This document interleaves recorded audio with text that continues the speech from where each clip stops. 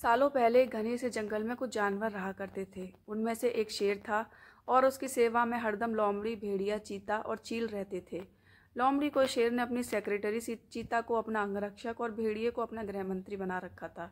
इनके अलावा चीता दूर दूर की सारी खबरें लाकर शेर को देता था, यानी वो खबरी का काम करता था। इन चारों को भले ही शेर ने अच्छे अच्छे पद दे रखे थे, लेकिन दूसरे जानवर इन्हें चापलूस मंडली कहते थे। सबको पता था कि चारों कोई काम करें चाहे ना करें, लेकिन शेर की चापलूसी खूब अच्छे से करते हैं। रोजाना चारों जानवर शेर की बढ़ाई में कुछ शब्द कह देते थे, जिससे वो खुश हो जाता था। इन सब के चलते जैसे ही शेर शिकार करता था, तो अपना पेट भरने तक खाने के बाद वो अपने चारों खास पद में बैठे जानवरों को बाकी का हिस्सा दे देता था। इसी तरह लोमड़ी, भेड़िया, चीता और चील की जिंदगी बड़े ही आराम से कट रही थी। एक दिन खबरी चील ने अपने चापलूस दोस्तों को आकर बताया कि काफ़ी देर से सड़क के पास में ही एक ऊंट बैठा हुआ है। भेड़िया ने सुनते ही पूछा, क्या वो अपने काफिले वालों से बिछड़ गया है?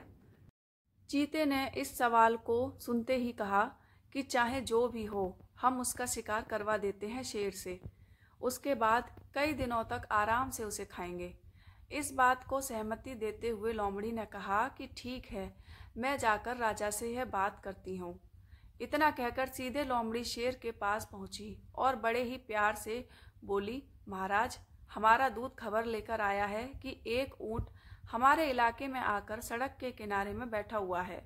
मुझे किसी ने बताया था कि मनुष्य जिन जानवरों को पालते हैं उनका स्वाद काफ़ी अच्छा होता है, एकदम राजाओं के खाने के लायक। अगर आप कहें तो मैं यह ऐलान करवा दूं कि वह ऊंट आपका शिकार है। लोमड़ी की अच्छी बातों में आकर शेर ने कहा, ठीक है। इतना कहते ही वह उस जगह पर पहुंच गया जहां ऊंट बैठा हुआ था। शेर ने देखा कि वो ऊंट काफ़ी कमज़ोर है और उसकी आंखें भी काफ़ी पीली हो चुकी हैं। उसकी ऐसी हालत शेर से देखी नहीं गई। उसने ऊंट से पूछा कि दोस्त, तुम्हारी ऐसी हालत कैसे हो गई? कराते हुए ऊंट ने जवाब दिया, जंगल के राजा, क्या आपको नहीं पता कि सारे इंसान कितने दयाहीन होते हैं? सारी उम्र मुझसे एक व्यापारी ने माल ढुलाया, अब मैं बीमार हो गया तो उसने मुझे अकेले मरने के लिए छोड़ दिया। उसने सोचा कि मैं उसके किसी काम का नहीं रहा, इसी वजह से अब वो मुझे अपने साथ नहीं रख रहा है और ना ही मेरा इलाज करवा रहा है। अब आप ही मेरा शिकार कर दीजिए ताकि मुझे इस दर्द से मुक्ति मिल जाए। इन सब बातों को सुनकर शेर काफ़ी दुखी हुआ। उसने ऊँट से कहा कि अब तुम इसी जंगल में रहोगे हमारे साथ, यहाँ तुम्हें कोई भी नहीं मारेगा। मैं ऐलान कर देता हूँ कि तुम्हारा शिकार कोई जानवर नहीं करेगा। शेर की इस दयालुता को देखकर चारों चापलूस जानवर दंग रह गए। धीमी आवाज में भेड़िए ने कहा कि कोई नहीं, बाद में इसे किसी तरह से मरवा देंगे। अभी जंगल के राजा का आदेश मान लेते हैं। ऊंट अब उसी जंगल में आराम से रह रहा था। अच्छे से हरी घास खाते खाते ऊंट एक दिन बिल्कुल स्वस्थ हो गया। वो हमेशा शेर के प्रति आदर भाव रखता था और शेर के दिल में भी उसके लिए दया और प्रेम की भावना थी। अब शेर की शाही सवारी भी स्वस्थ ऊंट निकालता था। वो शेर के चारों खास पदाधिकारी जानवरों को अपनी पीठ पर बिठाकर चलता। एक दिन चापलूस जानवरों ने जंगल के राजा शेर को हाथी का शिकार करने के लिए कहा। राजा भी मान गया, लेकिन वो हाथी पागल था। उसने शेर को बुरी तरह से पटक दिया। किसी तरह से शेर पागल हाथी से बच तो गया, लेकिन उसे काफ़ी चोट लग गई। अब बीमार शेर बिना शिकार किए किसी तरह से अपनी ज़िंदगी जीने लगा। उसके सेवक भी भूखे थे।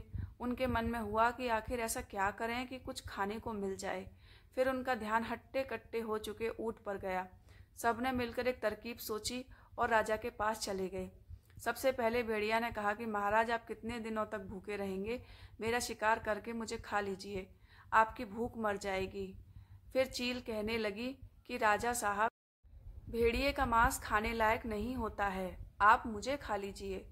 चील को पीछे धकेलते हुए लोमड़ी बोली, तुम्हारा मांस इनके दांतों में ही लगकर रह जाएगा, आप इसे छोड़िए, मुझे खा लीजिए। एकदम से फिर चीता बोला कि इसके शरीर में आपको सिर्फ बाल ही मिलेंगे, आप मुझे खाकर अपनी भूख मिटा लीजिए। ये सब उन चापलूस जानवरों का नाटक था, जिसे ऊंट नहीं समझ पाया। उसने भी एकदम से कहा कि महाराज, मेरी जिंदगी तो आपकी ही दी हुई है, आप इस तरह से भूखे क्यों रहेंगे? आप मुझे मारकर खा लीजिए। चारों चापलूस जानवर को इसी बात का इंतजार था। उन्होंने एकदम कहा कि ठीक है महाराज, आप ऊंट को ही खा लीजिए। अब तो ये खुद ही कह रहा है कि मुझे खा लो और इसके शरीर में मांस भी काफ़ी ज़्यादा है।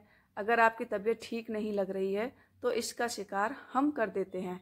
इतना कहते ही चीते और भेड़िए ने मिलकर एक साथ ऊंट पर हमला कर दिया। कुछ ही देर में ऊंट की मौत हो गई।